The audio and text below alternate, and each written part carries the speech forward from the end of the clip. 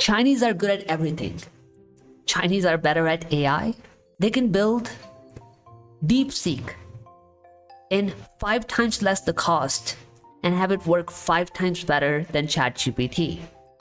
Chinese can send a spaceship to moon in less cost than Americans and send it farther than the Americans. And just like that, Chinese have now found a way to rebrand MGTOW. They have somehow found a way to do MGTOW movement better than anybody in the world. So I decided to check one of their videos out. And today we're just going to listen to this new perspective from the Chinese and see how they're changing the MGTOW movement. And once we've understood their concept, then either tomorrow or next weekend, we're going to do a very dramatic stream on MGTOW, which is to take on a conflict with a TradCon. All right, so chat, this is the video we're going to be watching today. Without further ado, let's cut to the chase. By the term Chinese MGTOW, I'm actually referring to a localized version of MGTOW recently took place in China. It has a very short history of just a few years, but has already mushroomed into a small red pill online community in China. Although not comparable with the manosphere in terms of scale and influence, luckily I played a role and made a dent in it. I was one of the early participants, as well as a witness of its emergence and spread. A few years ago, sometime around 2017, MGTOW was introduced to the Chinese-speaking world by some content providers who were concerned with gender-related issues. Later on, someone started to translate the masterpieces of some of the most famous MGTOW gurus out there, such as Sandman, Stardust, and Third Flying Monkey from English. Now, I'm going to be honest, I don't know 2 out of these 3 guys. I even tried looking them up. Third Flying Monkey and Stardust. I didn't find them.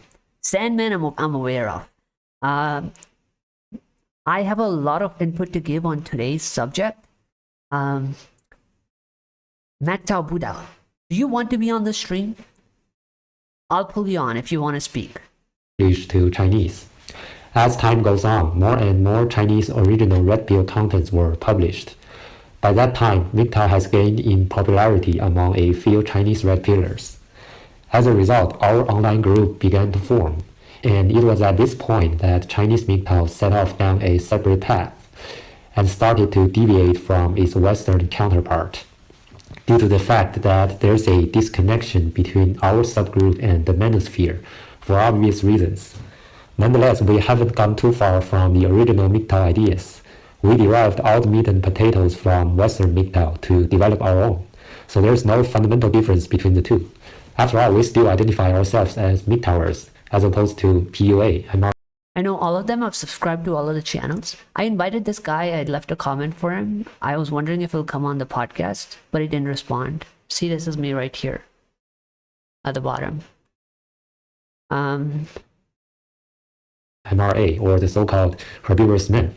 So our subgroup is affiliated to the broader MGTOW community. Meanwhile, it has its own uniqueness. I know this is a weak analogy, but it seems to me that our subgroup is to the manosphere as Delta variant is to the original COVID-19. You know, I always like to draw parallels between ideologies and viruses because they do share a lot in common. On that note, let's dive into 3 major distinctions held by Chinese MGTOW to help you get a gist of it. The 3 of them are actually on the same logic chain and build on one another. This video is going to focus on the first one. It has to do with the reorganization of the red pill knowledge base done by Chinese MGTOWers. I don't mean that we've ever changed the foundation or groundwork of MGTOW. Things that has been discussed over and over in the manosphere are also being talked about within our Chinese red pill echo chamber, including gynocentrism, hypergamy, male disposability, female nature, all that jazz. Like I said, the apple didn't fall too far from the tree. However, this set of concepts has been restructured and presented in a different fashion. Instead of the widely used inductive reasoning, we opted for deductive reasoning. That is to say, instead of going over a shitload of examples where men get fucked in their relationships and marriages, instead of analyzing numerous family court cases to prove the red pill truths and to explain why you should go your own way, we did quite the opposite. We started by sifting through all the statements already made by MGTOWers in the West. And now, Jet, I'm going to be honest, okay? So this stream is about MGTOW, but he brought up red pills and men's rights activists, and his analysis is very accurate. Because what MRAs would do is that they would say, oh, we have ABC issue in ABC area, that is why we are more disadvantaged, and so it requires you to do a lot of labor to prove a lot of things. But he's saying that he has relied upon deductive reasoning, in which if he can draw a generalization which is accurate in nature, right? Like you can basically say, like, okay, so like inductive reasoning is like saying all birds fly, but then there are exceptions, like penguins don't fly, so your statement is incorrect. But he's saying deductive reasoning is opposite of inductive reasoning, which means if he can find a logic that applies to all people, then he's essentially right. Maybe like saying everybody who's born in India is an Indian citizen, right? There's absolutely no exception to that rule. So I can relate with what he's saying. However, I think MRAs are still, so I'm a MGTOW and MRA both, and I think MRAs are very important to exist in the society, because what MGTOWs do is that they just mind their own business and walk away from the society, whereas MRAs are trying to fix it. So MGTOW is not a permanent solution for all. It is just a permanent solution for some, and which is why I think both are important. And then we cherry-picked the most intuitive and self-evident ones. I would say maybe like be a MGTOW until MRAs succeed in fixing the society. That would be my take on how I picture things going forward. Ones as axioms or starting points for further arguments. I'll also let you know my problem with MRA later in the stream. I had a feud with one on Twitter. Okay, well, you're actually looking at an MRA and a MGTOW. Chat, I have this meme. This is how I just made this today. Let me show you a meme. Chat, this is my representation of who I am, okay?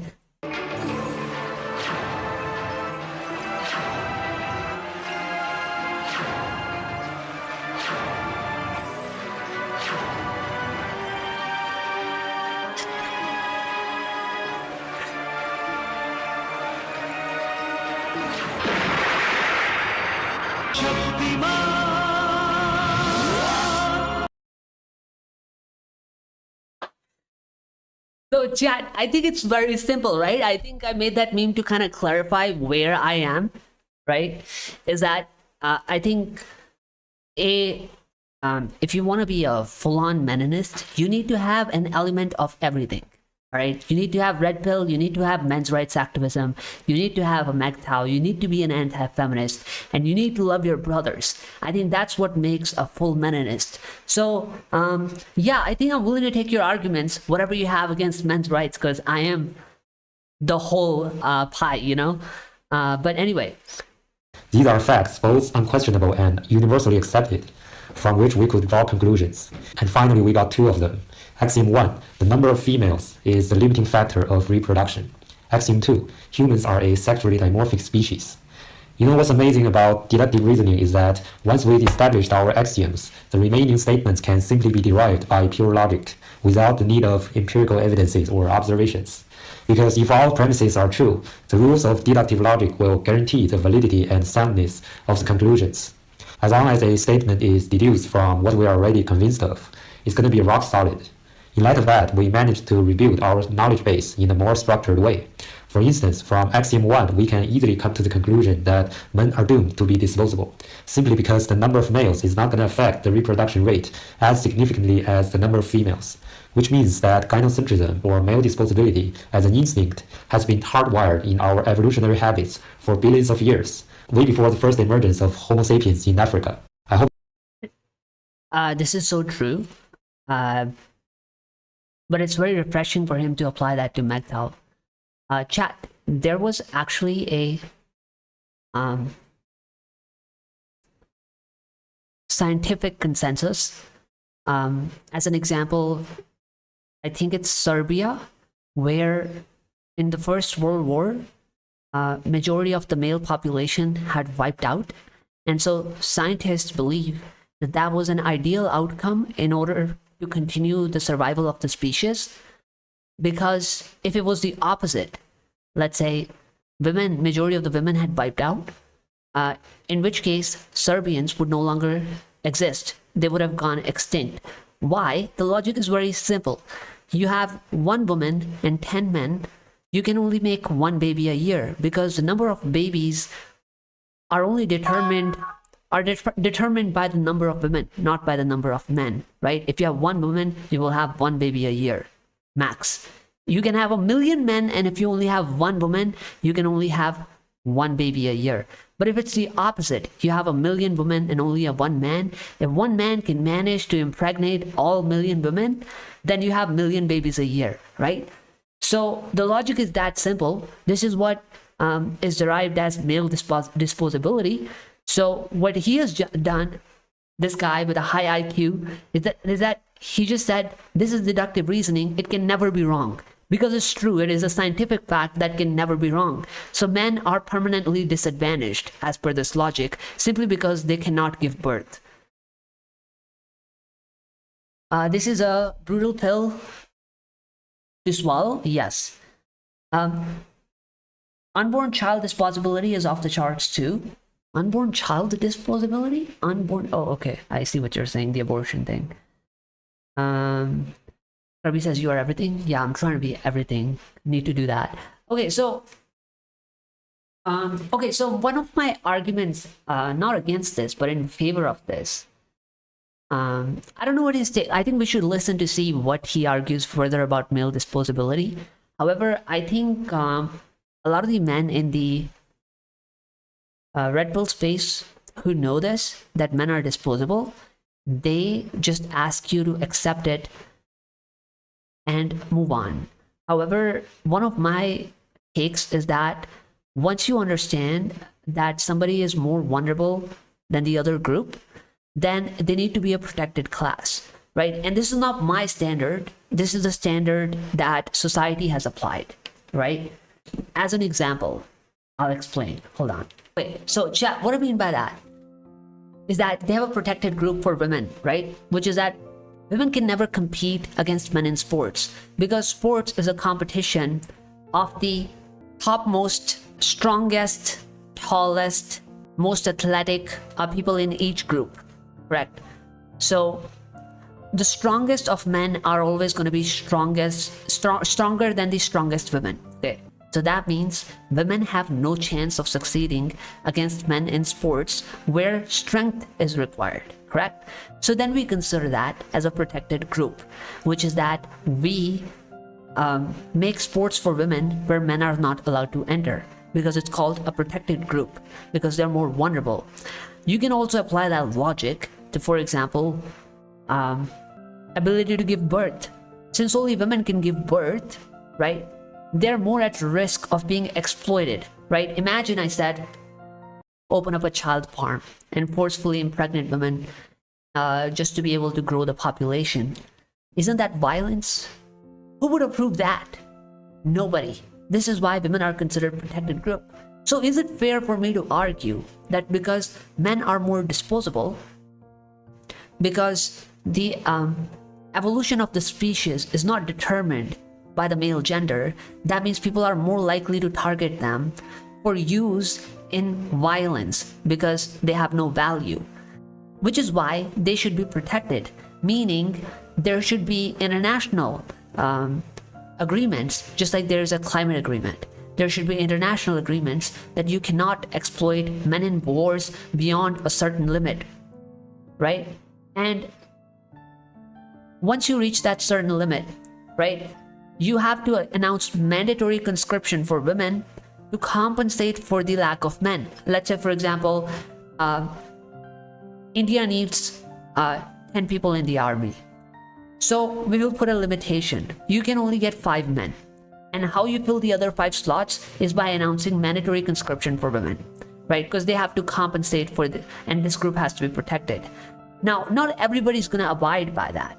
My logic is quite simple. If you don't, then trade relations can be used as a negotiation power, right? We may announce sanctions. You're not allowed to do business with other countries. You're not allowed to get loans from International Monetary Fund. We can do all of that, but it's just that society doesn't care about that right now because we don't have the political power as of right now.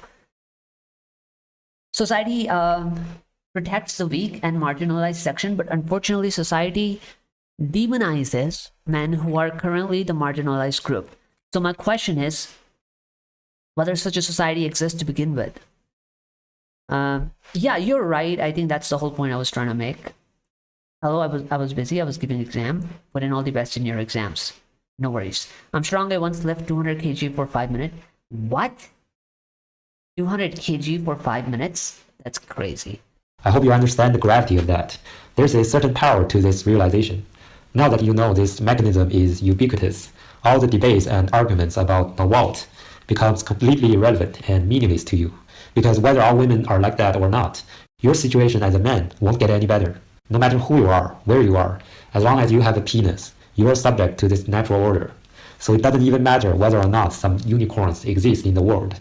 At either rate, you as a man are innately disposable and will constantly be viewed as a potential threat through the lens of other men driven by their competitive instincts. Under all circumstances, you are in face of this unavoidable vulnerability or weakness exclusive to the male gender. Needless to say, the paucity and scarcity of the walls is a problem in and of itself. Once you realize it, once you have this epiphany, the whole question about the vault loses its color and becomes less important. And it's going to be less likely for you to relapse back to the matrix. And this is actually one of the reasons why we turn to deductive reasoning at the first place. It doesn't inject any brand new concepts per se, since we can simply piggybacking off. This unicorn and vault point is for wokers. I was actually supposed, so when I started the stream, I said I was supposed to do a dramatic stream. I was actually gonna react to Woke Bros MGTOW stream. But I decided to separate it. But yeah, I think they're both correlated. A lot of his arguments were really bad, at least. I won't say more. I'll say the rest of it when we do the stream. Of the manosphere, and we don't have to reinvent the wheel. But it is very impressive that this guy found a way to engineer an argument which has no logical loopholes to exploit. Thus, by manifesting all the given concepts and principles in a different manner, we can reach out to a higher level of certainty. You know, we noticed a long time ago that a lot of these so-called red pill men are just one blowjob away from falling back to the matrix, all because of this Nawalt complex that men tend to have. And we figure that it has to do with the biggest disadvantage of inductive reasoning, in that you can always find exceptions of the rule. But by replacing it with an axiomatic system, we can nip it in the bud. Logic is... Wait, what is this chart? Alright, let's see.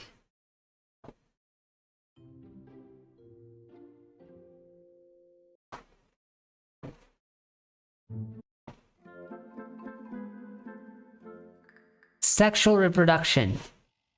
Axiom 1. The number of female is the limiting factor of reproduction. Okay, I explained that. So that brings us to male disposability, meaning gynocentrism. Men are not valuable, women are, because they can bear the babies. Okay, got it. Next, male competition. Okay, since men are disposable, make them fight against each other. Correct? And protect women. Got it. Next, male dominance, because only the ones who compete are the ones selected for dominance, which leads to patriarchy. I think this is a good chart. However, I would call male dominance as a proxy for women. I don't think so. I think my whole problem. Let me move myself. I think you guys can't see this. Where should I go? Where should I go? Wow, really? There is no space here. Okay, so I'll just go here. Okay, so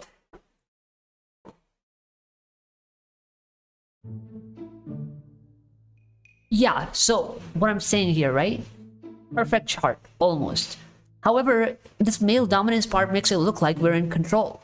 Whereas if you have already come to a conclusion that men are disposable, right? And that's why they're used as a proxy to fight against each other in the favor of women. Then this is not dominance. you're like, I get like he's trying to simplify it, but I would say that this male dominance part is merely a proxy to do women's work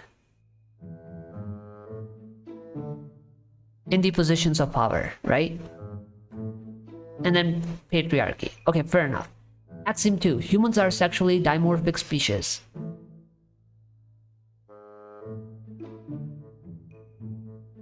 Favoring males, favoring females.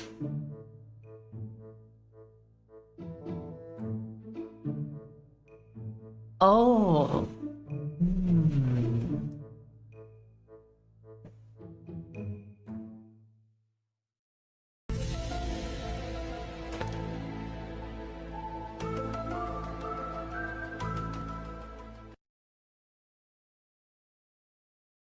Humans are sexually dimorphic species.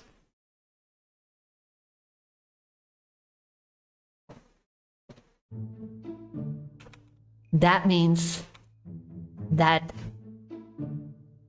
men are always bigger and stronger than women. So why are they bigger and stronger than women?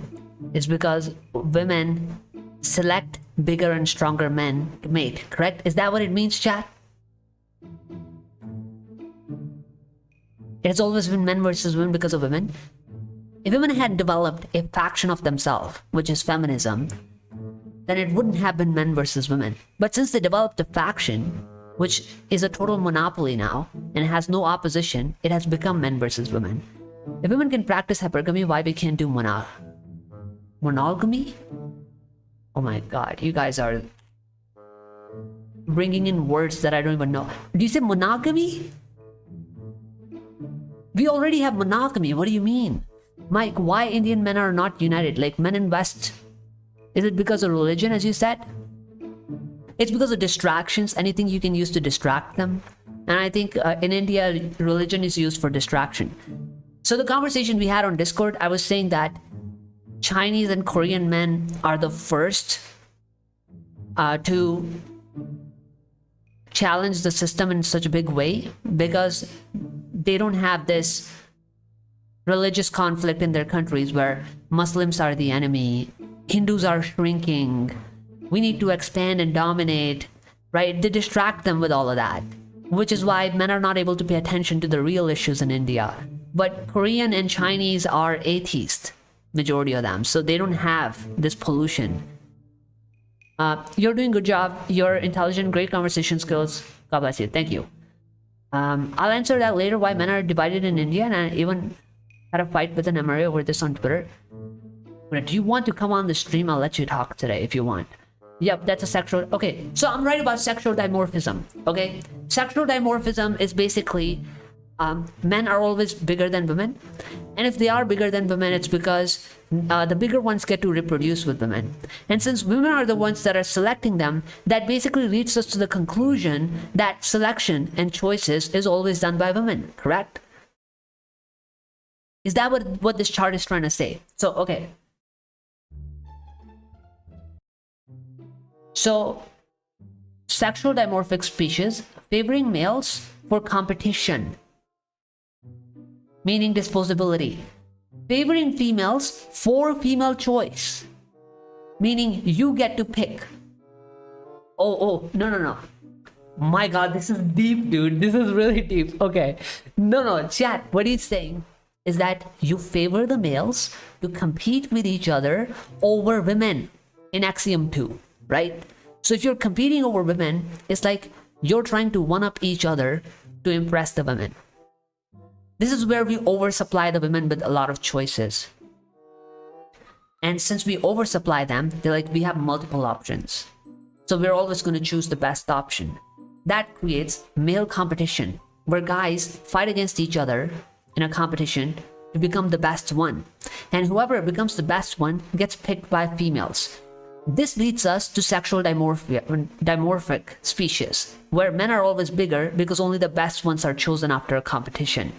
So, we favor women in choices, in hypergamy and in feminism.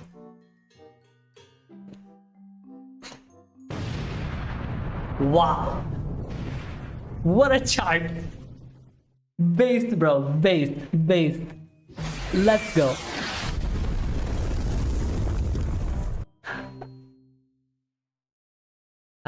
For example, stacks fight and delete each other to mate, and the biggest porn stag mate with female. Yeah, okay, I understood. If we continue the video, maybe he will explain the chart in video from here. Okay, I'm rolling. Logic is definitely a more powerful weapon compared to examples and personal experiences. And that's exactly why we adopted this new approach. I'll give you another example as to how it can be applied. As you know, the aforementioned axiom 2 has to do with sexual dimorphism, and there are two types of it. For some species, the sexual dimorphism favors the males, which means males are usually stronger and faster than females. In this case, a male animal has to compete fiercely with other males and be the winner in order to mate with the females, which usually ends in serious fighting. Most of the mammals fall into this category. However, for other species, it's vice versa. The females are physically stronger and often kill their male partners after the copulation, usually for nutritional purposes. Examples can be found in many insects like spiders and praying mantises. Turtling Monkey has made a slew of videos on this. You'll soon realize that the male gender is completely at the mercy of this biological mechanism, either by natural selection, aka survival of the fittest, in the form of male competition, or by sexual selection, in the form of female choice, one way or another. To make it worse, we humans kind of have both, and our society seems to switch back and forth between these two scenarios.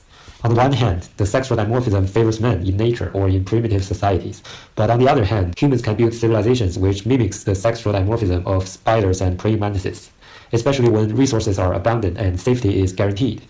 The improvement of living conditions will tremendously trigger women's hypergamous instinct, as well as men's deep-rooted evolutionary habit of kowtowing to the golden vagina. Women start to become much pickier than they should be. Meanwhile, more and more men become simps and vaginas to put up with this shit. And then we inevitably usher in the new era of feminism, a perfect simulation of sexual dimorphism favoring females.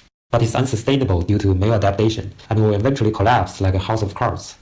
Nature will then reassert itself and the whole cycle will start over again. I'm not going to get into nitty-gritty here, but you get the idea.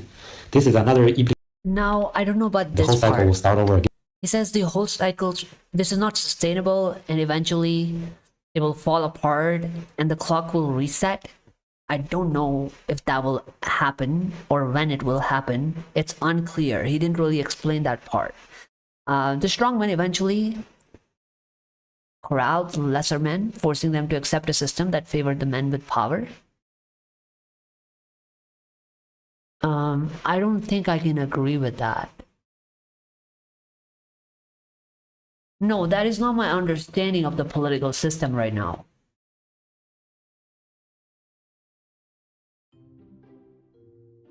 My understanding of the political system is simply that women developed the social welfare organizations to control the politicians that are in power as a proxy to do women's work for them.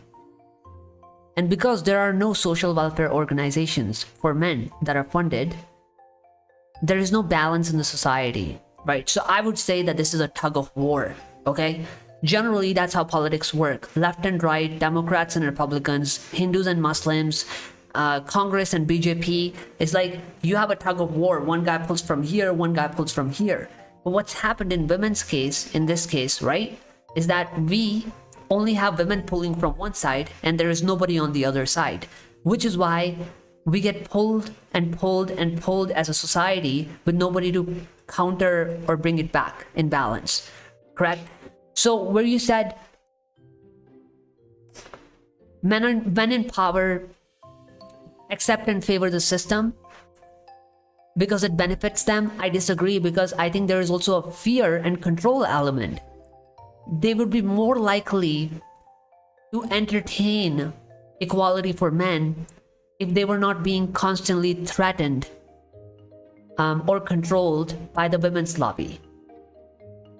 I think now that with AI and technology, I don't think it'll happen. Yeah, that's what I'm thinking. I just wasn't able to rationalize when he said everything will collapse and the clock will reset. I don't know how. He has to explain that. Which cigarette do you smoke, bro? Wouldn't. And that's exactly the system. But the rise of the personal weaponry means everybody is a target now. What do you mean by personal weaponry? everybody is a target now? Everybody has always been a target because humans are very, very selfish, right? So we want to get as much power as possible. But there's always a challenger that competes with you to prevent you from taking over to prevent you from establishing a monopoly. And that is what's unique to men versus women case, that women have developed a monopoly without any challenger being in the arena to compete against them in social welfare space. The elites don't play tug of war in America, at least. They have always had a wing in each major party. Yes, true. That's true. Yeah. I think that was true even in, as an example, FTX founder is not an elite. I know what you mean by elites, like basically the asset managers or the people who hold all the liquidity in the market. However, as a small example, this FTX founder who's now in jail, Sam Bankman-Fried, that's his name. After he was exposed, it was revealed that the guy was donating to both parties, Republican and Democrats. He was donating to Democrats publicly because it was politically correct to donate to Democrats. But he was also donating amounts to Republicans, but he was just not being public about it, right? Because it would become a political issue. But he was trying to buy both parties because that's what lobbying is. Whichever party wins, you should have, your cards either way. What led you to this path? What is your why behind what you do? That can be a little longer story. I don't know if today is the right day to talk about that. Vijay Acharya is a guy with brains. Prior to very powerful personal weapons, the big key is the ability to organize. For example, look at how prison gangs operate. No, I think prison gangs are a really bad example because they have essentially no power. See, the problem is, I think what you need to understand is that everything is about money, all right? There is somebody somewhere with some agenda all the time. Whether or not that agenda becomes popular and legitimate depends upon whether that person gets the money to scale the agenda.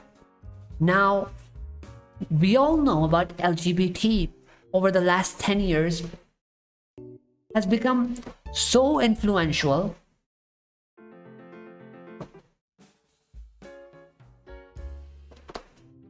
it's become so influential that 1 in 5 Gen Z identify as LGBT. Do you know how high that is? For millennials and boomers, that was like 3%. So within the one generation, they've had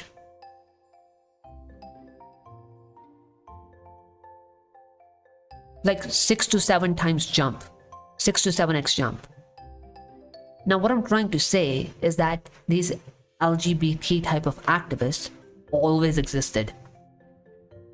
In the 60s, even when this idea was not popular, they just needed to be funded with enough money. They were needed to be given injections. And once you give them injection, they blew up, right? And why were they given injections is totally a matter of motives.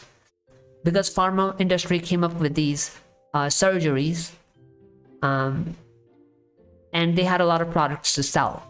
So they're like, the more people identify as LGBT, the more likely they are to pick transgenderism.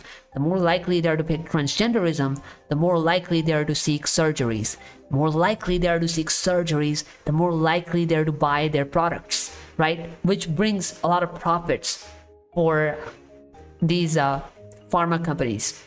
So this is why they injected a lot of money into the LGBT activism, and suddenly it blew up in just 1 decade.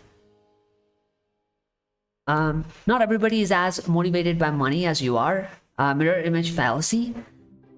No, it's not. It's not about motivation by money. I'm saying it's success is decided by money. You can be motivated by anything, but that's not going to help you succeed in political space unless you have the money to accomplish where you're trying to go. Confusion of gender done through the food they're consuming, cosmetic industry and entertainment industry. Every industry. Okay, this is what I will say. I think about motivation of money. Corporations are driven by money. Because what else is the reason for you to be in business? It's for you to make profits. If you don't make profits, you're shut down. So the very reason that any business exists is because it's running after the money, right? Many of them are just claiming to be queer as a form of mating signal because it seems more interesting than being basic straight person. Lesbian woman is just a straight man with extra steps. Feminism tags with LGBTQ to disrupt patriarchal system. All of you are partially right. I agree with you. I cannot say fully right because I don't want to be attacked by the activist. You know, I don't want to get into that, but it is true. Like you know, some people are influenced into adopting a certain ideology, simply because many reasons, right? It looks cool. It is popular right now. Everybody's talking about it. Like go back 30-40 years ago, nobody was talking about K-pop or Koreans, right? Right now it's popular. Everybody wants to be in on Korea. And I think there can be an element of that. Like I bet a lot of the children that are being influenced, they think it's normal, it's new, it's trendy, it's fashionable. You can create your exclusive group. Some people can have a guilt mechanism, you know, where men can go, oh, we are like guilty of committing so much oppression in the past. But if I choose to be one of the LGBT, then I no longer have to, the guilt will not be attributed to me anymore. Because I've separated myself from the guilty group by identifying myself differently. So there can be a lot of reasons for why people can be influenced into trying different ideologies. Ever heard about transmax? My God. That's something I'd never want to hear about. Yep, that's a big part of it. Dudes giving up. Transmaxing subreddit has some scary transformations. Jesus. I think you guys are getting in a deeper debate. If we move towards community living in village, do you think we can restore traditional role of men and women? This is a deeper debate. It'll just go into a whole tangent. Harshad is asking, bro, when you getting married? I'm not getting married. Bruh, I love freedom. Please. Okay, chat, let's finish this video. Will eventually collapse like a house of cards. Nature will then reassert itself and the whole cycle will start over again. I'm not going to get into nitty-gritty here, but you got the idea. This is another implementation of our new approach to explain how human society operates from the perspective of gender dynamics. You can see how much explanatory power it has. Once we finish this axiomatizing process, everything seems to fall into place by itself. This is a real gender study, not some useless bullshit taught in school systems. True, I would agree that his argument is totally perfect. But just as every coin has two sides, this approach has pros and cons. Its chief advantage can also turn out to be its major weak point. Once we finish rebuilding our belief system on a more solid foundation by virtue of deductive reasoning, we become so assertive, almost to a fault. Because think about it, every argument within our belief system is incontrovertibly true. It's carved in stone, no extra evidence is required, no ifs, ands, or buts. As a result, we almost end up in dogmatism, which brings me to the next. Masculinity rocks, please marry Indian feminist women. Show Dick some respect. You really think I will marry a feminist woman, bro?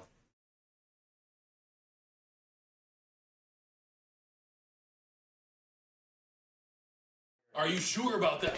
You think I will marry a feminist woman? No way. No way will I ever marry a feminist woman. The next distinction of Chinese MGTOW that I want to share with you. In the next video, I'll elaborate on it. Alright, that's all for Chat L Harshad in the chat. L Harshad for the L suggestion. Let's listen to Chinese MGTOW. Again, why do we men want to go back to the traditional system? Why do we think it was a golden age? Yes, men did pass on their genes, but if life was brutal, how about we think a system good for men? I'm actually willing to have this conversation. You guys are trying to have a deeper debate about traditionalism. I am more on the MGTOW Buddha side. there were no real advantages to traditional system. The reason why people follow traditional system is because they had no other choice. And it wasn't easy back then either. However, relationships sustained and worked because we had different rules back then. But your life is not centered around just relationships. They had other things in life which were very, very difficult for them. As a matter of fact, I'll go on to say they were very deadly for them.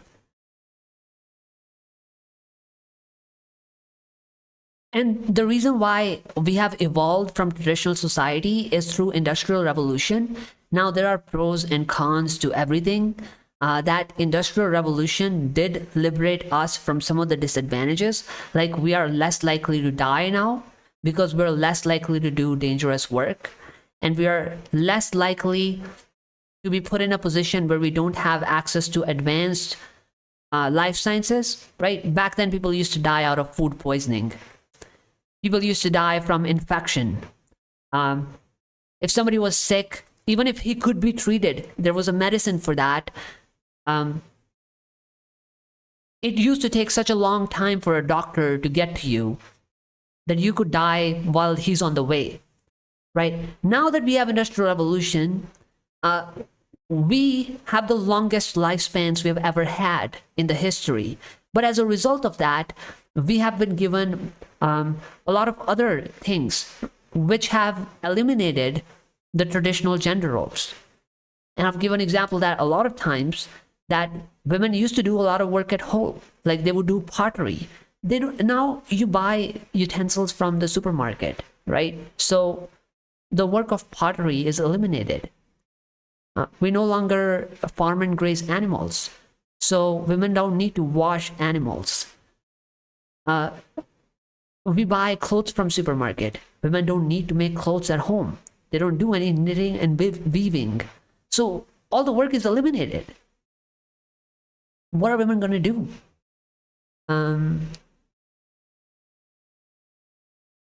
No way, man. Don't just get married. Yeah, I'm not getting married. I mean, I'm not, you guys, everybody is making choices at their own risk. And I have decided not to do it. If you guys want to do it, hey, you want to jump in the fire, be my guest, bro. The women hated being married to those ugly dudes. It was oppressive. I'm back. Chad, welcome back. For today. I'm really looking forward to the next video.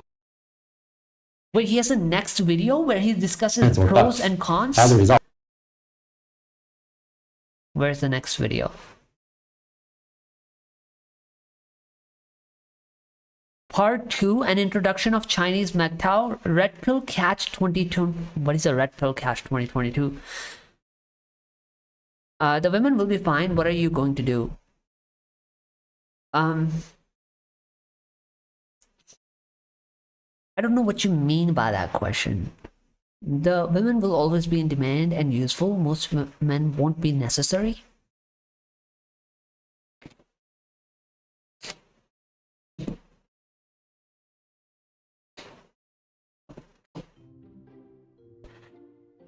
So the only exclusive difference between men and women is the ability to give childbirth, correct? That is the only thing that makes women naturally useful and men naturally useless.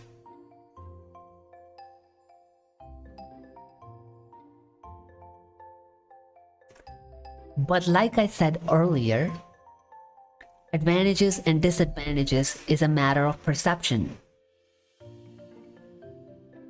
If the birth rate was plummeting, can you then say that women should be forcefully pregnated against their consent in order for us to build birth farms? You would, like, I think we can all agree that the society will jump forward to protect them. So I'm saying the exact same thing. Why can't we acknowledge as a society that men are humans and need to be protected? It doesn't matter that I can't give birth, right? I can still do the work. I can sustain myself. I can go on to live a free and happy life. So why can't I be allowed the human rights and freedom to pursue happiness and freedom? Am I wrong? I don't know if I'm articulating it correctly. Let's listen to Red Pill Catch 2022. Video ties in closely with the first one. So if you haven't watched that one yet, I highly recommend you to check it out before you hop onto this one. Otherwise, it might be a little difficult for you to follow along. At the end of my previous video, I've pointed out that our new approach of rebuilding the Red Pill knowledge base could result in dogmatism. And what I want to cover... By the way, you guys should consider the fact that we are in the process of building artificial wombs, which means women will no longer have to bear babies. They will be kept in like a... Have you seen that? Let me see if I can find it.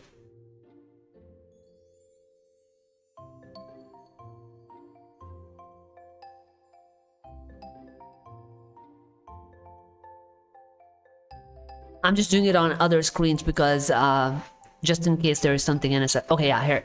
So Chad, I came across this video. I think you might have seen this too. They were experimenting on goats and sheep. So this is what an artificial womb would look like. So essentially, like I said, Industrial Revolution eliminated a lot of the traditional roles that we used to have. We are in the process of developing a technology that will eliminate the need for women to bear babies. So then the only advantage that women have right now will also be eliminated. So then what would be the difference between men and women in context of usefulness?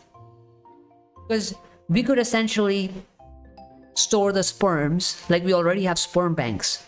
We can also have egg banks, right? And we can combine the sperms and eggs in a lab to create a baby in the lab, and boom. So then both men and women become useless, according to you. What should we do with them then? Now women can play the victim card? Yeah, exactly, that's my point. And it's not new, this has happened before, right? Like, guys, this is like a very normal progression. We invented contraceptives and birth pills, and we're just moving to the next phase, which is to develop an artificial womb, and women can stop crying about it after that. Covered in today's video is closely related to that. Oh, by the way, I have to admit that this is something perplexing and counterintuitive. It may take a while to wrap your head around, and frankly speaking, it's out of my comfort zone to expound on this in English. But I'll try my best to articulate clearly, so please bear with me. So here's the thing. In my previous video, I've argued that our approach of deductive reasoning has a strong disillusioning effect on men. It can burst almost all the blue pill bubbles that you might find yourself in, with the caveat that you could get too disillusioned for your own good. Some of you might think I'm about to mention the proverbial red pill rage. Well, close, but no cigar. There's a bit of nuance here. The red pill rage usually occurs while you're still struggling coming to terms with reality, and it's rather temporary. Whereas the particular feeling I'm about to pinpoint can linger for much longer even after the acceptance phase. So here I want to call it by another name, which is Red Pill Catch 22. I didn't just translate this term literally from Chinese for the sake of accuracy. Instead, I took into consideration the linguistic habit of English speakers when I come up with this moniker. As you might have already known, the red pill is actually comprised of two parts. The first part is to wake up to reality and be cognizant of gynocentrism.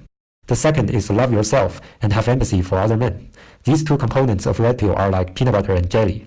One cannot be considered red-pilled until he has accomplished both.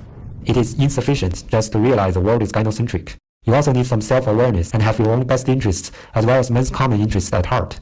Otherwise, even if you do realize men are unfairly treated in today's society, you will be okay with that. You will think it's perfectly justified for men to sacrifice themselves in the shit-hitting the fan scenario. And there's nothing wrong with male disposability since it's only I'm not gonna say anything. I just thought of somebody, but I'll leave it. natural. You would also think that working your fucking ass off in the plantation is just part of being a man. Oh my god, this reminds me of... Chad, does this remind you of somebody?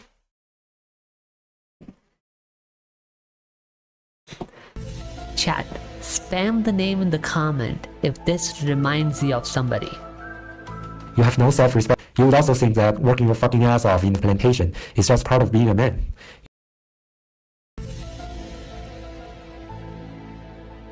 Am I the only one? Am I the only one who has a name in mind of somebody who talks like that. You have no self-respect at all, let alone having sympathy for other men like you. In this event, you are more than likely to buy into those TradCon crabs, which is referred to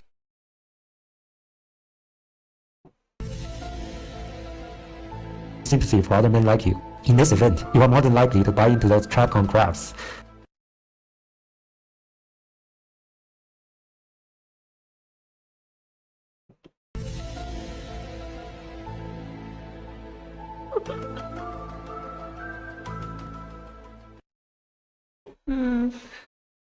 Somebody said, no, Vikram, not Dhruv Reddy.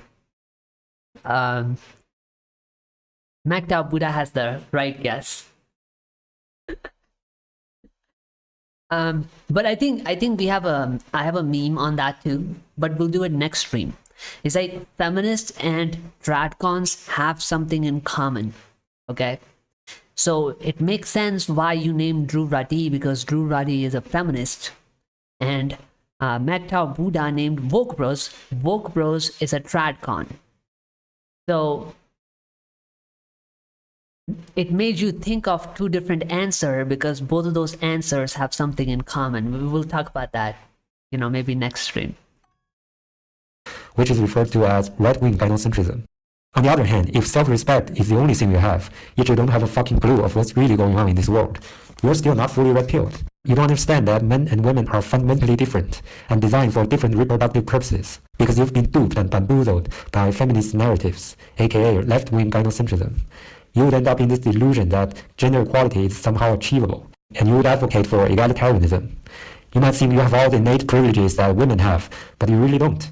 You don't have that pussy pass to go on easy mode. So you're pretty much drinking the Kool-Aid all along. When reality dawns on you, and it will, you're gonna learn it the hard way. So, to sum it all up, as a red pillar, not only do you have to pull your head out of your ass and keep your eyes open, but you also need to have some self-esteem and a little bit of compassion towards other men. And here comes the red-pilled catch-22. Essentially, it means that there's a chance that you may end up in a catch-22 situation after taking the red pill. Now you're placed in a very awkward position. For one thing, you realize the whole world is against you, including your own biology, and there's nothing you can do about it. And for another, your growing self-esteem brings you a bigger ego, which is the root cause of mental suffering, depression, and unhappiness, according to a plethora of psychological studies, philosophies, and religions, Buddhism in particular. In other words, a better understanding of the ugly truth plus a bigger ego equals a recipe for mental breakdown. Even worse, every action you take to ameliorate your life was a recipe for mental breakdown. Even worse, every action you take. What do you think about Woke Bros situation? Putin, we're gonna do a separate stream on that. I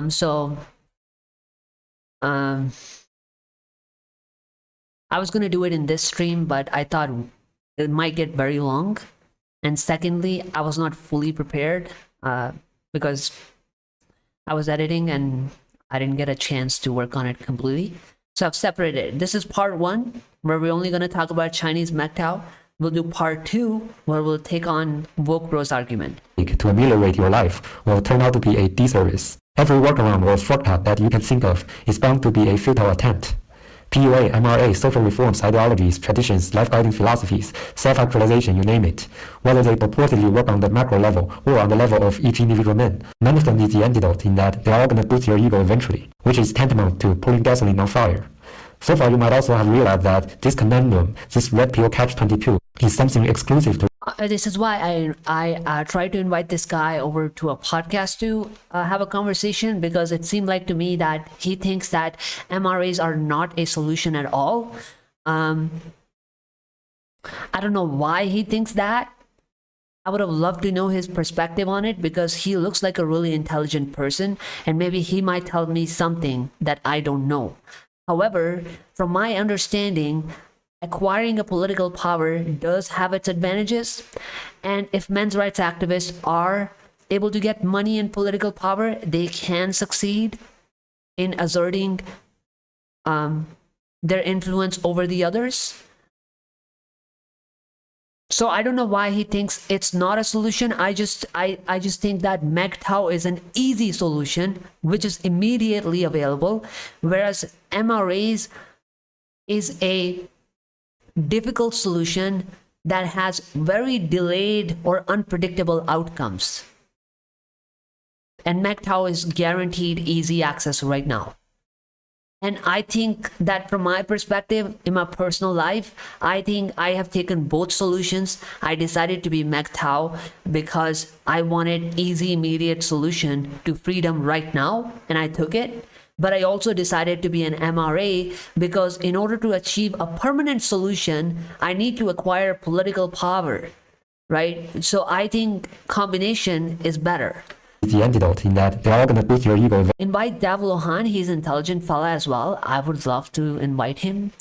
I believe he was on Professor's podcast, but I can reach out, sure. MRA are essential front-face activist troopers. I mean, essentially, if you give up on the MRAs, you're technically saying that you're giving up on ever resolving the issue. You're just like, let the problem exist. We are just going to walk the other way and let other men suffer with whatever their fate has desired for them. Whereas I'm saying I am going to walk the other way, but I'm going to take other people with me, or I will just form a group on the side, right? Collect a bunch of people, organize an army, bring a battle, and attack the society and change it. So I'm trying to do both, and I think that's the better solution, in my opinion. I would say better permanent solution. Eventually, which is tantamount to pouring gasoline on fire. So far, you might also have realized that this connect. Bro, your channel is really underrated. Your content are of premium quality. Man, I put really good effort in editing this latest video. I hope you guys liked it. But it's the main issue is algorithm. I'll explain some other time. Syndrome, this red pill catch-22. I'm waiting for him to contribute 90% who woke bros. Contribute 90% as a husband, just to expect peace from his 10% contributing wife. Yeah, he really did make that argument. He said he was being emotional, but next stream will analyze it. Women never discard feminism where men discard MRA all the time. Yeah. Essentially, the best thing your enemy can do to you is they can convince you to surrender or give up the fight, because that way they can easily control your territory.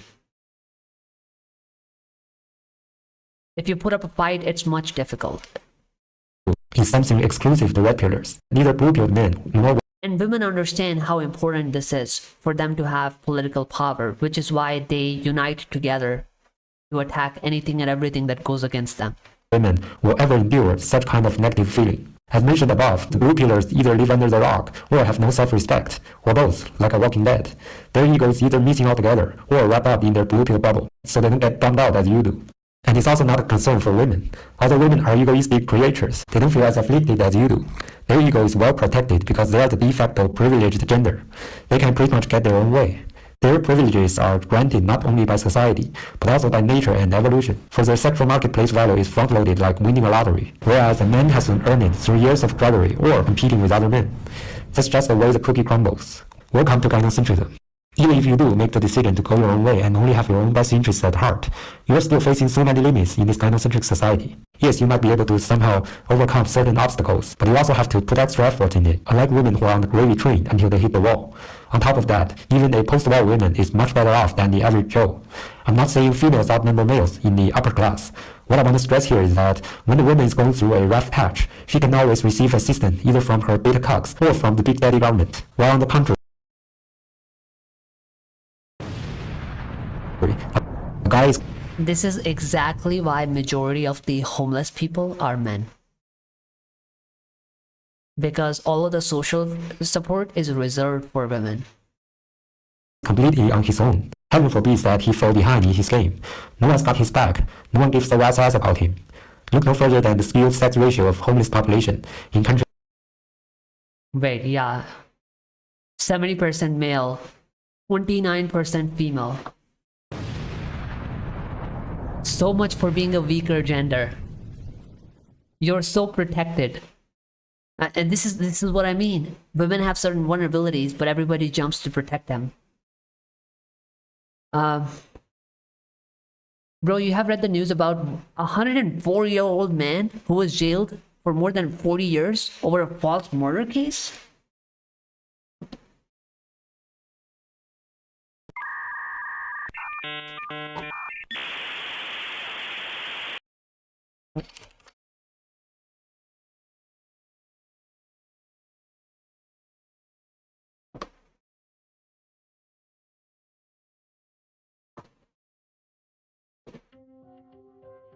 A 104-year what?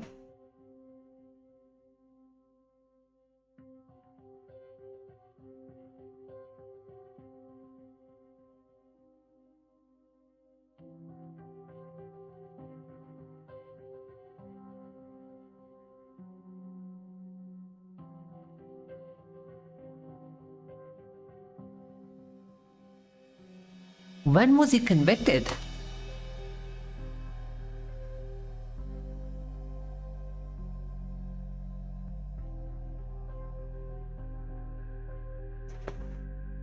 Wait, so I think this is not that related to our topic. I think this is just somebody who has been involved in a conflict in 1977, two groups of men. And because of that fight, somebody was killed. And on the murder charge, he was convicted and sentenced to life imprisonment, where he served 44 years. And then it turned out to be false. Yeah, okay. I mean, that's just insane.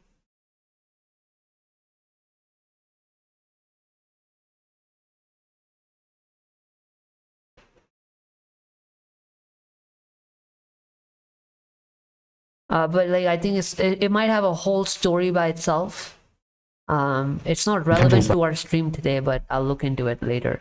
But before I die, I make a video. I know what.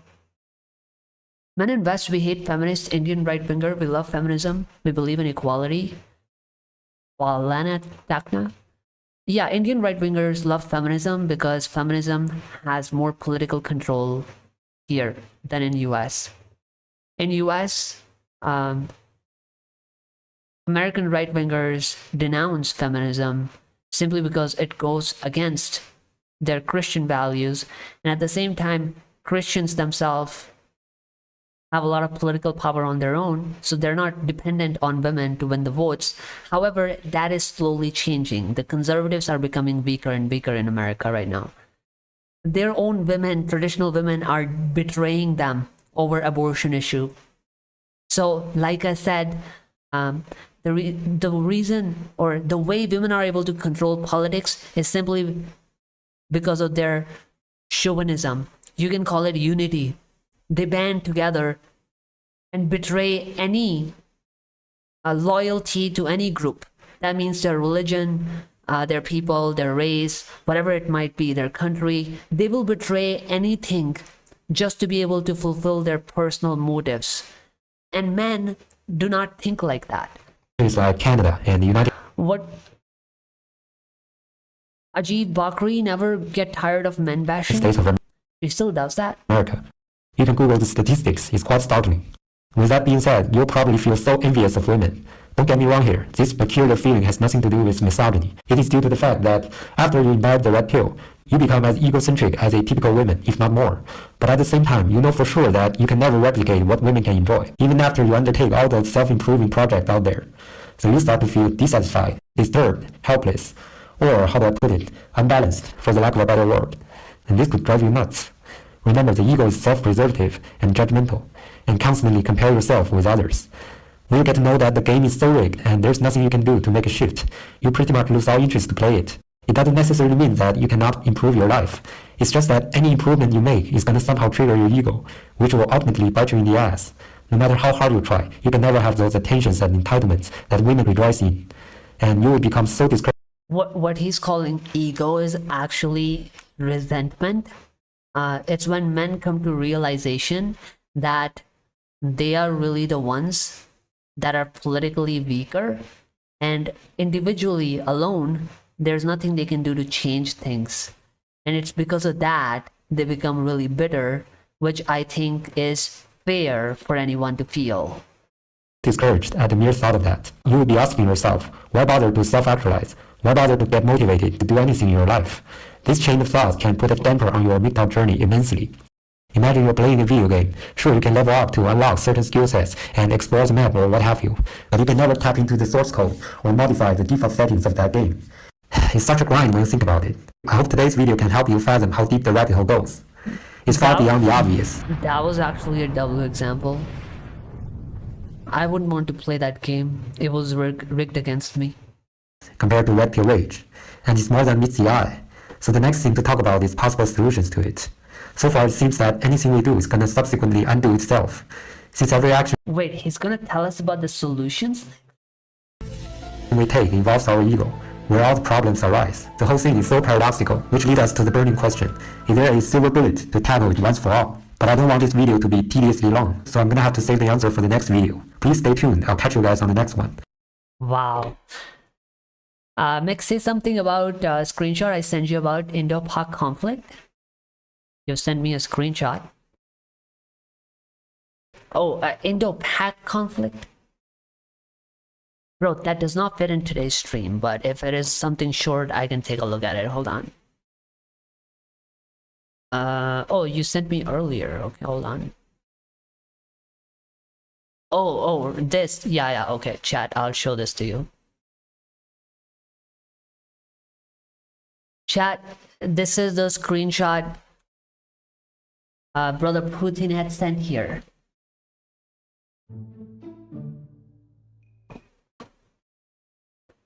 So what does it really say? Now, Putin, honestly, you should have sent the whole thing, because we cannot see the post here. You've only sent us a screenshot of the comments alone. Okay, but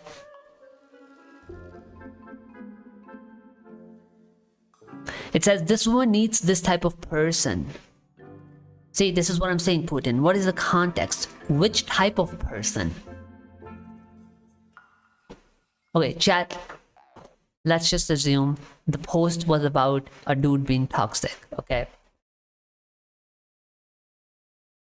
Let's just say it was a Pakistani man. That's maybe the context. So a woman was also, okay. Putin, you need to send the whole thing, but let's just assume this was a Pakistani toxic man being toxic to Pakistani women. Somebody comments, this woman needs this type of a person. And somebody comments, I'm also a Pakistan hater, but don't wish for violation of a woman's dignity, please.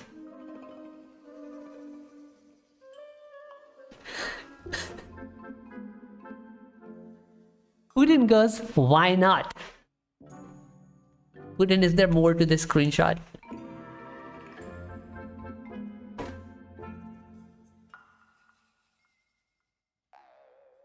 No, there isn't.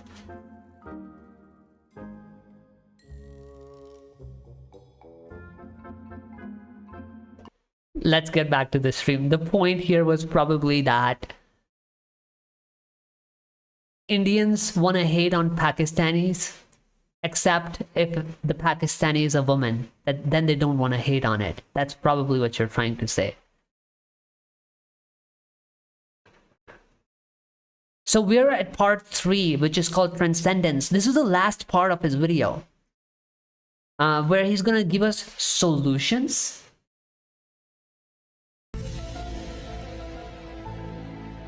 Mick, have you noticed that these daughters of global leaders are usually feminine? Are usually feminine, little traditional? Chad, I wasn't able to understand that either. Sisterhood above all. Yeah, I think that's what Putin's post was about, but it wasn't very clear. You can talk about it on a separate video or live session. Yeah. Saying that possible solution. Mick, what if someone grapes awkward goat, she makes a reel out of it? Bruh, Chad, you need to chill.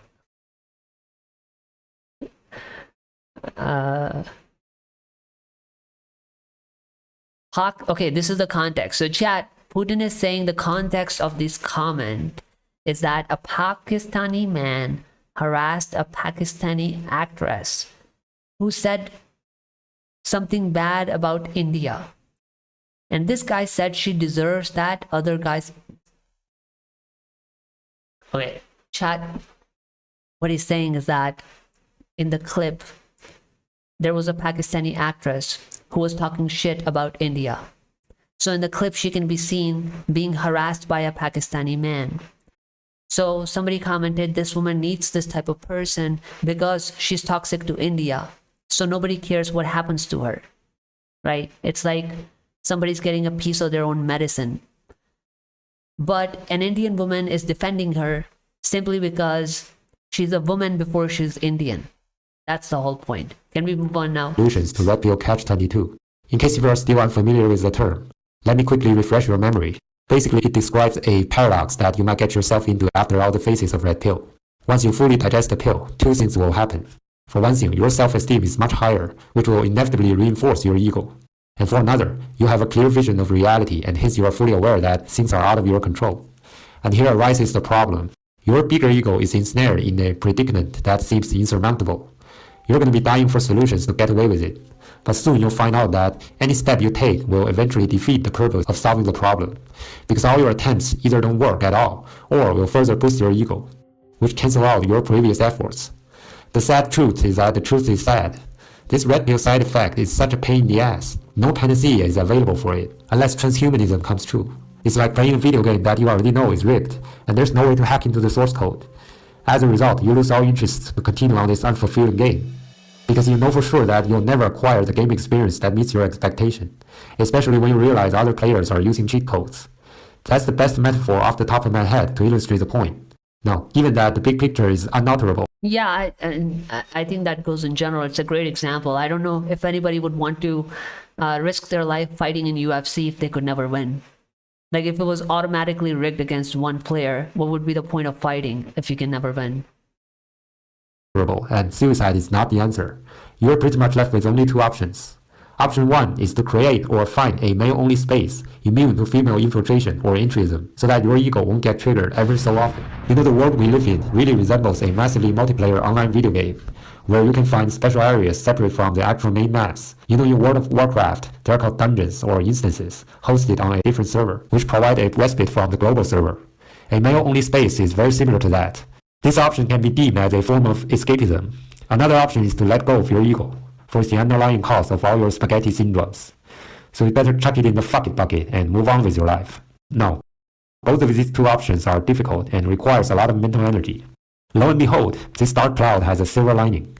We do have a last resort that can arguably kill two birds in one stone, which is to say it can not only provide a male-only space that is ironclad, but also dissolve the ego that keeps holding you back after the peeling process. My proposal is to go spiritual and transcend from worldly affairs, in the sense that you can chip away at your ego through some rigorous training processes found in many religions and philosophies. What I just said is a long-winded version of Go Monk.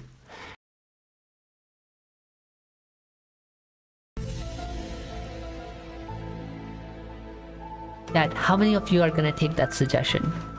I'm pretty sure many of you guys have already heard of that. Indeed, the Red Pill community talk about the notion of MGTOW monk every now and then. But obviously I get to this point via a quite different chain of thoughts. Just as the saying goes, all rivers run to the sea. However, it begs one question. If the ego has to be rubbed out eventually, then what's the point of taking the red pill to begin with, since it's meant to trigger the ego? Why bother? Well, my response is that taking the red pill is always a tricky sort of business.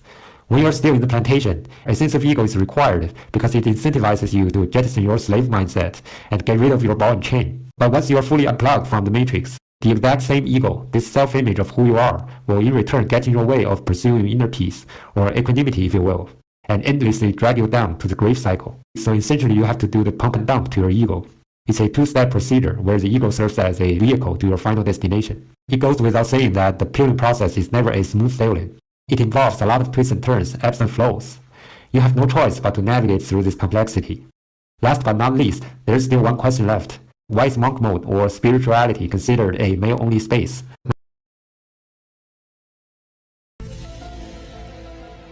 My answer to that is quite simple. Worldly enjoyments and spirituality are mutually exclusive. It's not humanly possible to have the best of both worlds. Insofar as women are endowed with all sorts of privileges and entitlements due to gynocentrism, they have more inclination to indulge in materialism and sensual pleasures, joined by excessive And that's why they practice hypergamy, probably. cupidity, which are the biggest hindrances to enlightenment. Therefore, it's not a necessity for women to achieve But isn't that because a lot of the materials are made available for them to easily access and obtain?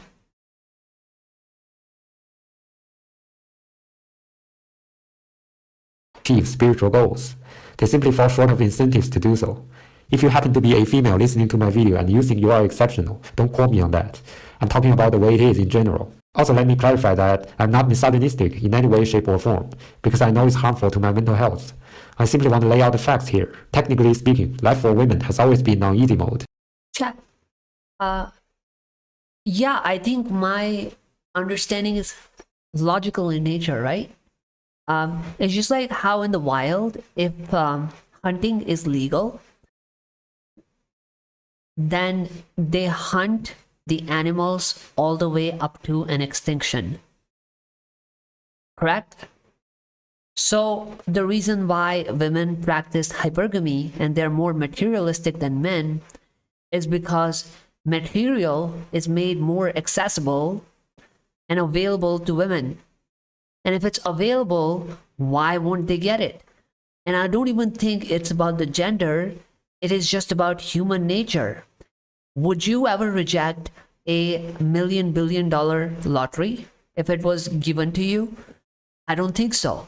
So the fact that women are being given the access to a lot of the material, social support or men's income or alimonies or maintenances, whatever you want to name it, right? In India, they're even giving freebies in the politics. Why wouldn't you take it? It's just free money, right? So the way it becomes about gender is only because these things are made available for only one gender. But it doesn't have to be that way. So I would still put this in a escapism bucket, that for you today say that spirituality is only for men because women are indulge in materialism more, and because they indulge in materialism more, spirituality is not achievable for them. Well, that stems from the circumstances that we are in right now, right? India has spiritual gunpowder, making a MGTOW section of Hinduism, Buddhism, Brahmacharya. Bro, Kirby, as far as I can tell, Hinduism is totally weaponizing its religion to create more conflict and distractions instead of,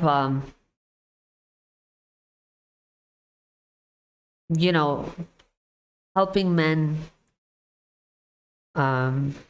Like, I think we talked about it before, right? I don't need to repeat that myself again and again, but the way they channel Hinduism is not in a spiritual manner here. They channel Hinduism in political manner to say that, oh, Hindus need to protect their land and religion from being outnumbered by Islamists. And in order for us to do that, we need to be constantly in competition with Muslims. So they're totally distracted again with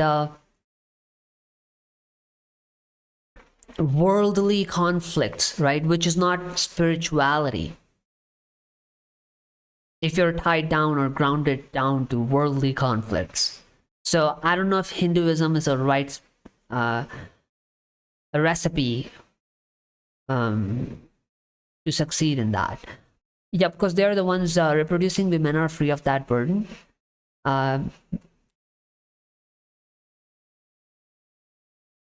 Especially in their peak years, typically from the age of 16 all the way to their middle 20s. During these golden years, they feel like the whole world revolves around them. There are a lot of things in this world that an average guy has to bust his ass to earn.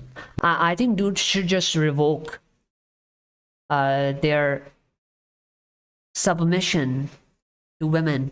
Just revoke, right? Like if you were collectively to revoke your attention from them, your money from them, your availability from them, that's it, problem solved.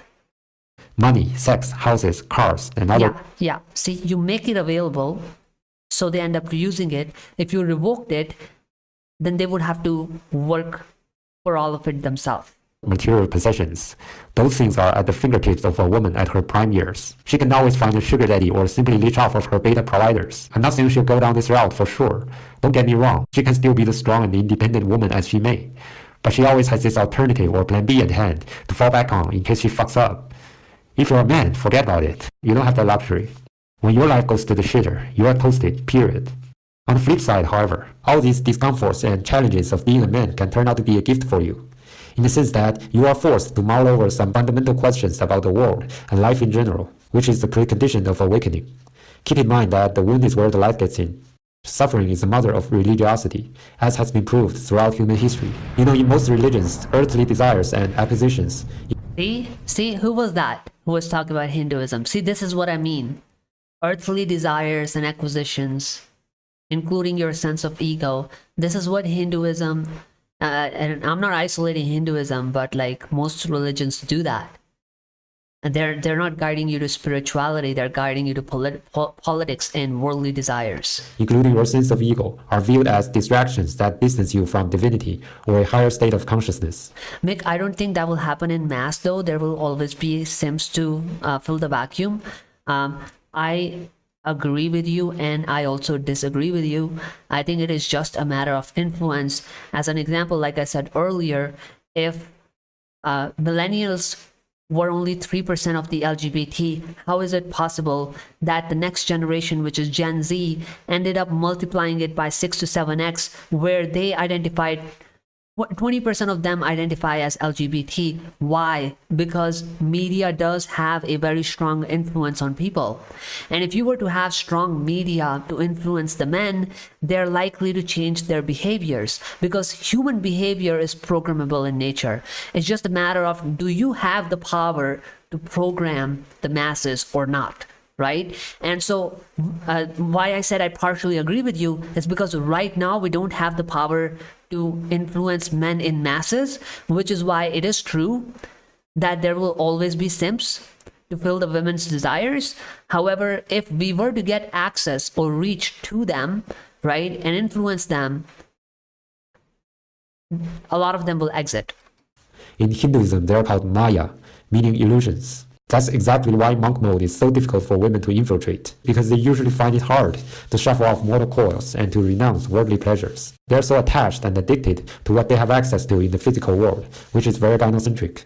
They're living in fantasyland full of teddy bears and rainbows, and they're so disconnected from problems on the. But you know, this whole point is true. However, it's also true that this rainbow and teddy bear, They're living in fantasyland. this whole fantasy land is actually created and engineered by women. It wasn't like that before feminism started. A women's life was also hard. It was just less dangerous, but it was hard, right? Like they had a lot of work to do. Land full of teddy bears and rainbows, and they're so disconnected from It's just that they had the first movers advantage. And the risk of first movers advantage, right, is that you have the chance to capture the entire market. And if you are left unchecked after you capture the entire market, you develop a monopoly to prevent any competitors from coming in. And if competitors cannot come in, then you have total and full control over the market. In business, this can happen. So what we end up doing in business is that we have these federal trade commissions, right? Things of that nature, which actively monitor the market to prevent monopoly from establishing. But in women's case, both of these things happened. One is that they had the first movers advantage, right? They were the ones to start a women's labor bureau first, right? They were the ones to start NGOs first, right? And the context for when women started the NGOs, especially in India, their claim was that, oh, since men are working and we are homemakers, we are more available. to take care of the children. So they didn't start it as a women's NGO. They started it as a children's NGO that should be run by women because women are available to do that work. But what ended up happening is that once you create an NGO, it receives some amount of funding. Who decides how that funding is supposed to be spent? Since women were the ones that were controlling the children's NGO, they decided to use that funding for their own purposes by lobbying the politicians to then make policies for women. And they converted the children's NGO to women's NGOs. Right? So now you had the first movers advantage to capture the entire market. Now, the only exclusive difference is that because there was no monitoring regulatory organization, women were also then successful in developing a monopoly, meaning that they prevent men from coming in. This is why when men talk about gender neutral grape laws, they want to prevent men from getting access to grape laws because they think that it is a threat to their political power. And that is also why they prevent men from doing domestic violence research. It's a fact, which I can take you over some other day. Tinman has published many articles about that. But these researchers that were trying to do research on domestic violence were being threatened by the women's lobby because if they were able to gather the evidence that men can be victims of domestic violence, that would make way for men to start their own NGOs, receive funding, and then threaten the political power of women. And because women didn't want their monopoly to be undermined, they are doing everything possible to prevent men from getting any access to the entrance at all. Right? So the whole reason why I'm talking about what I'm talking about is that these worldly pleasures, these fantasy land, these materialism, rainbows, all of this is available to women simply because they were able to engineer it. Problems on the ground, at least before hitting the wall. Their life experience is so superficial that it can hardly scratch the surface of reality. Interestingly enough, in Buddhist cosmology, there's Then that proves my point to some extent that we don't have to follow any centralized religion. We can't pick and choose and then call it a religion, don't you think? My take on that is very simple. And this is just my take, all right? But any blind loyalty to anything is a disadvantage because it turns you into sheep. And I mean that for anything. That can be your religion, that can be your friends, it can be your country, it can be your planet. I don't care. It can be your race, right? If you have a blind loyalty to something, that simply means that you will overlook their negatives, which means that if they had negative attitudes towards you, you're willing to ignore them simply because your loyalty to that group is above your self-interest.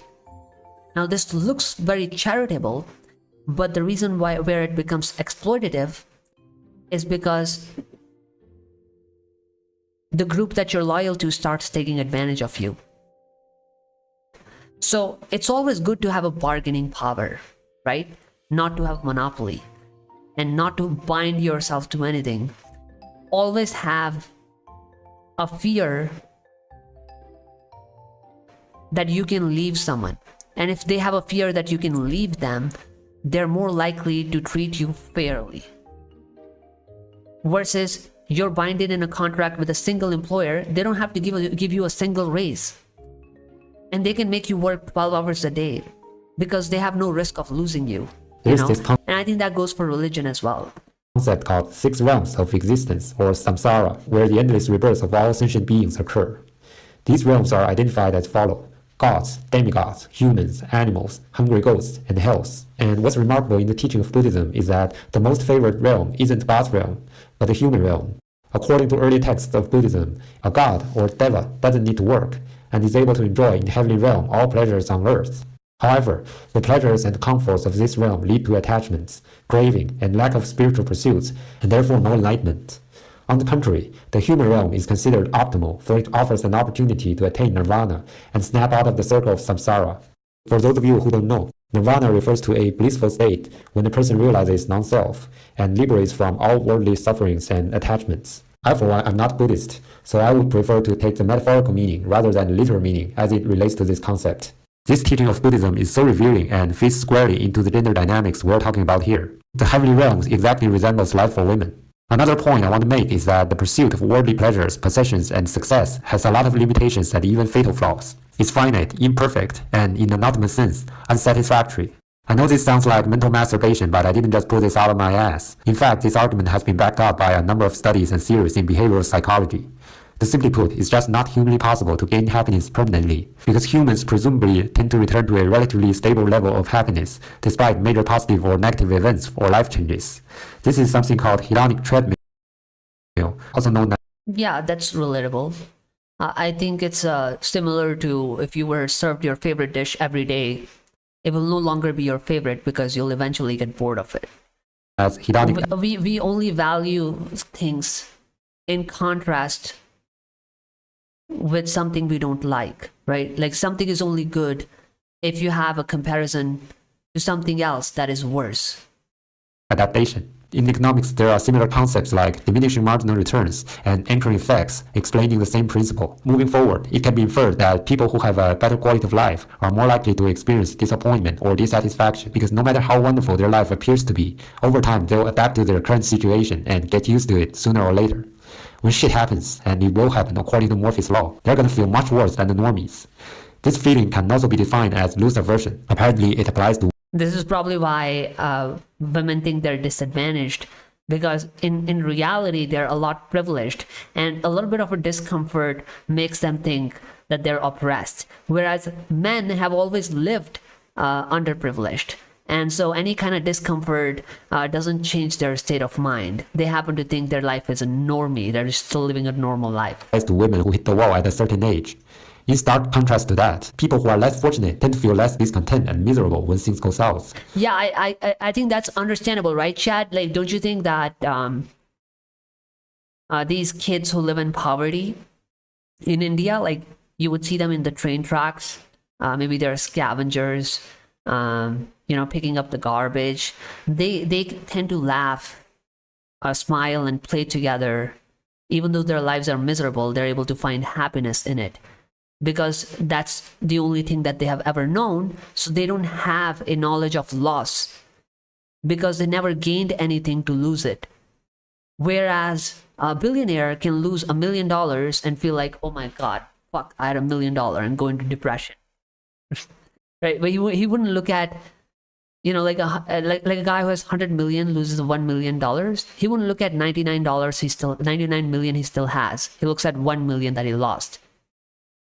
Because they have nothing to lose and have already adapted to their misery. Let's say you are a loser by conventional standards. You live in your mom's basement and drive a piece of shit car. You have to flip burgers or press a fucking button 8 hours a fucking day just to make ends meet. Your life sucks on so many levels. However, no matter how shitty your life is, you adapt to it eventually thanks to hedonic treadmill. Therefore, even the slightest enhancement in your life can make you the happiest motherfucker in the world. To sum up, your salvation or ultimate liberation doesn't lie in the pursuit of worldly pleasures and possessions. Here I want to quote a famous Indian proverb. It says, "Life's a bridge, cross over it, but build no house on it." I think both men Basically Elon Musk. and women can learn something from it. Alright, ladies and gentlemen, boys and girls, we're close to the tail end of this series on Chinese MGTOW. Hopefully you now have a better understanding of what it is. Chinese culture is... Alright, W. I think MGTOW Buddha, that was the entire series. I don't think he has another one, but Chad, what do you think? What are your thoughts on this? I found this interesting because the way he made the arguments in the first and second part, was really unique. I think for today we should be set here. We got to learn a lot about the Chinese MGTOW, which was the agenda. So Chad, apparently there's a woman who has made a video openly admitting that they take advantage of the simps. What do you think she's saying? If your man is not simping... Now, Putin, I'm going to be honest. I'm not going to listen to this 25 minutes of boredom, okay? Because it's really hard for me to retain my attention for that long. over you, clinging to you like you're. If your man is not simping over you, clinging to you like you're a thong, then simply maybe he's gay, or maybe he's just not actually that interested in you, and you cannot, as a pretty girl. Or maybe he has self-respect.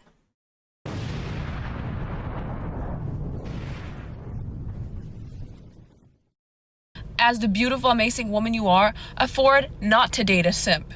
In today's society, we have this idea that being a simp is a bad idea. Especially the No.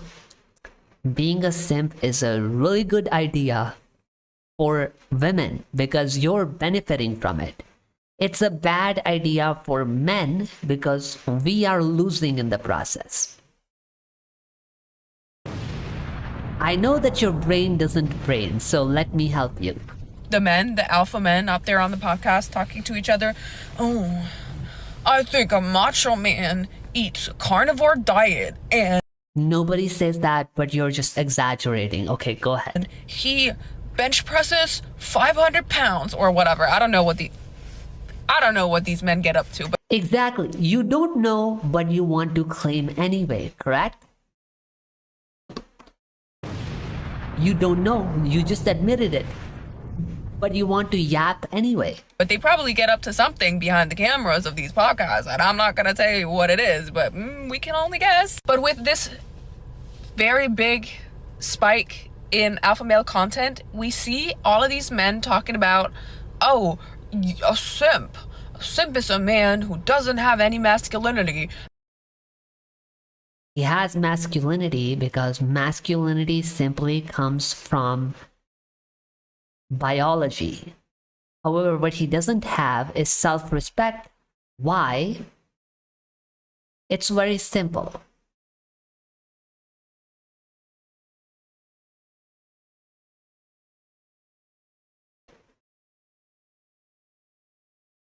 This is why he doesn't have self-respect, because this is the representation of simping.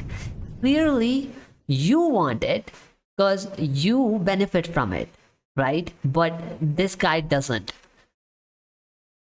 And a simp is a man who is like, I don't know. Honestly, the simp thing, to me, it 500 pounds of makeup on her face. just sounds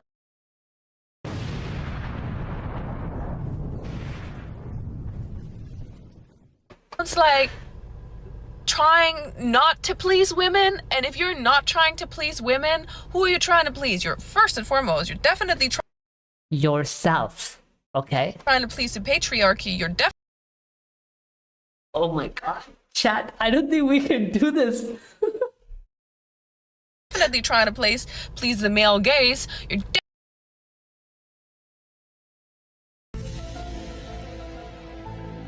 So, according to you, there can only be two options. Anything outside of binary is impossible. So, either I'm trying to please women or I'm gay and I'm trying to please men. There is really no third, fourth, or fifth option. Okay, got it. Go ahead. definitely trying to please something that's not a woman. And Okay, so not a woman. So now animals are in as well? what is that then? Maybe dinosaurs, I don't know. Is that a man? You're trying to please other men so that the men will let you into their little club, and now they're gonna eat steak and say "Rrr," and that's So let me, Chad, can we ask this woman something? If men were trying to create their little male clubs to go mind their own business, whatever it is, that means that those men will no longer be available for women. And if all men stopped pleasing women, what do you think happens to your group? Essentially, by creating a male club, we forced you into a female club, didn't we? So all of the assumptions that you're making about us now apply to you as well. for real. In my head, in my humble opinion, that is exactly Chat, is this woman an Epson 3000? Because she's projecting hard right now. what the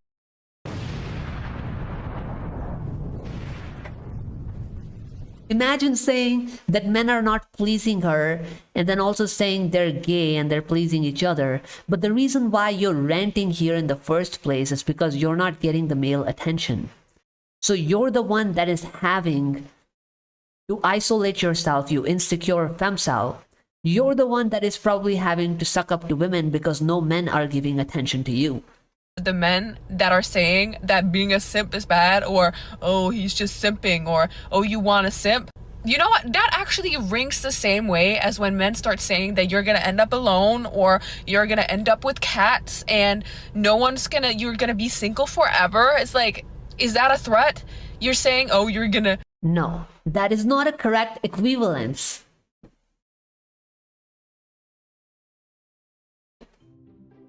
See, the correct equivalence, lady,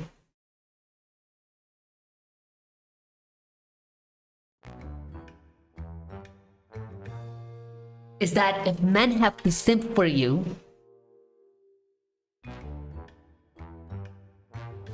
then you have to massage my feet whenever I ask you to. You're gonna get a simp. Oh, you want a simp? Like, yeah, is that such a bad thing? Oh no, I'm so afraid of Clean my laundry anytime I want. Cook me a sandwich when I want. Bow to me when I want. And if you do all of that, and maybe more, then we can talk about simping from men. of having a man that actually truly adores me and spends time and money on me and makes sure that I'm taken care of, and who values my mental health and my bodily health and everything. Boo-hoo, I hate having a man who's actually so interested in me that he's willing to give up everything to make sure that I'm good, and he doesn't talk about being an alpha man because he's man enough. Honestly, simps are actually the most masculine men out there. Yeah.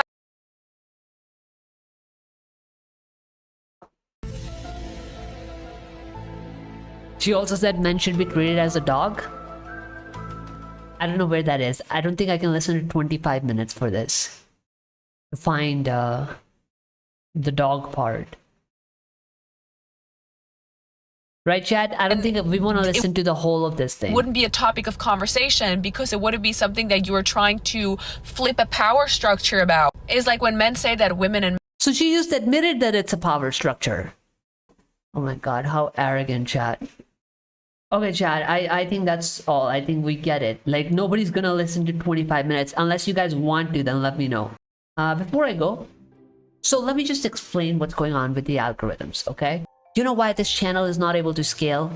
It's because every time I release a video, algorithms promote it in all the wrong places. Okay? What do I mean by that? So before you understand what's going on with the channel, first thing you should know is what is the difference between browse features and suggested videos. So browse features is your homepage.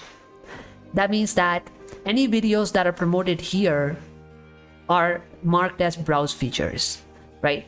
But if you click a video and you look at these suggestions on the side, right? Let's say I'm watching Professor, and on the side there are a bunch of these videos. These are called suggested videos. Recently, on all the videos that we're releasing, the product placement in browse features is minimal. You can see it only has 879 impressions there.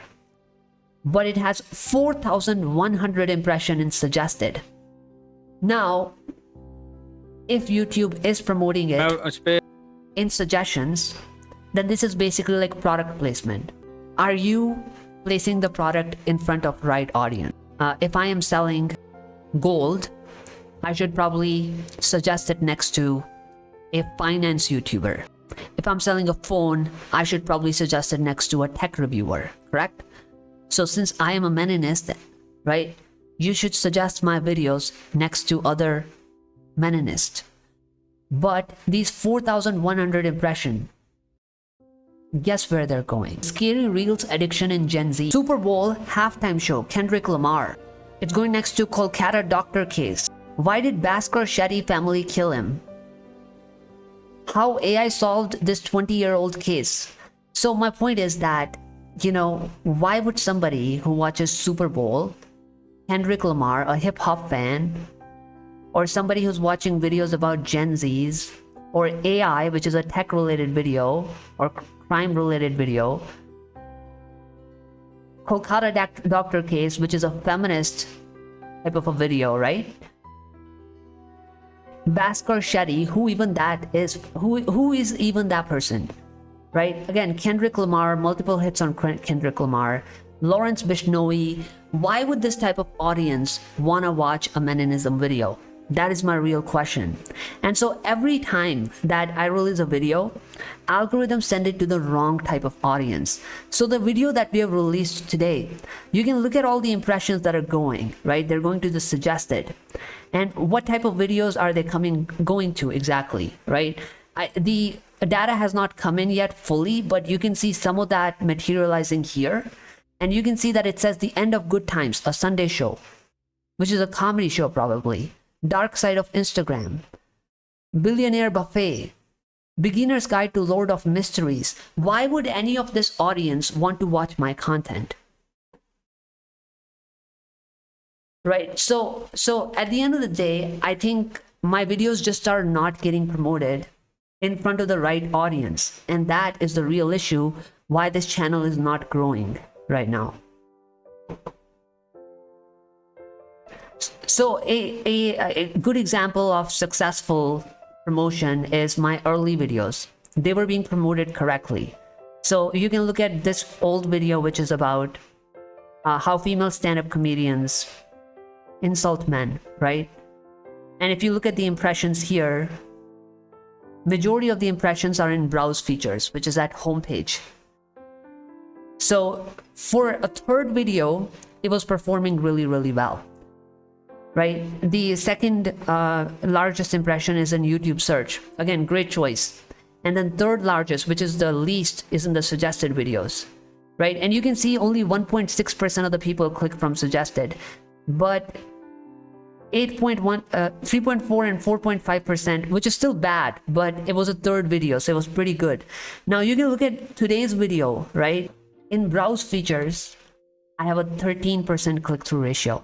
This is amazing. But despite having a great click-through ratio in browse features, the video is more being promoted in suggested. And suggested only has 1.2% click-through. That means of the 100 people, only one of them is clicking. And still majority of the time, YouTube algorithm is promoting me here. But instead what it should do is it should promote me in browse, because that's where 13 out of the 100 people are clicking my video. But it's going to intentionally kill it. So yeah, so I think that's really why our channel is not growing, because something is wrong with the learning process of the algos. But anyway, chat, I think that's our entire stream for today. I just explained that to you because you guys keep asking, you know? So chat, if you have anything, tell me now, otherwise I'm about to exit. But thank you so much for joining. I think this show is goes on because of you guys, and no matter how long algorithms take to learn where my content belongs, no matter how delayed the success is, I've been here for almost 3-4 years. I've crawled for so long that I've stopped caring if I'll ever reach the finish line. I will keep on crawling, okay? And I think my crawl has gotten faster, right? So eventually, maybe, probably something will click and we'll make it, but I'm not about to give up. All right, so we'll keep making the videos, we'll keep doing the lives, and hopefully someday algorithm will understand where the right audience is, and maybe someday we'll open and we'll see 5, 6, 7 digit figures on one of the videos. So until then, let's keep going, and I'll see you next week. Whoever is in the chat, thank you so much for staying for so long, and I'll see you next week for a really good stream. All right, bye guys. See you next week. Bye.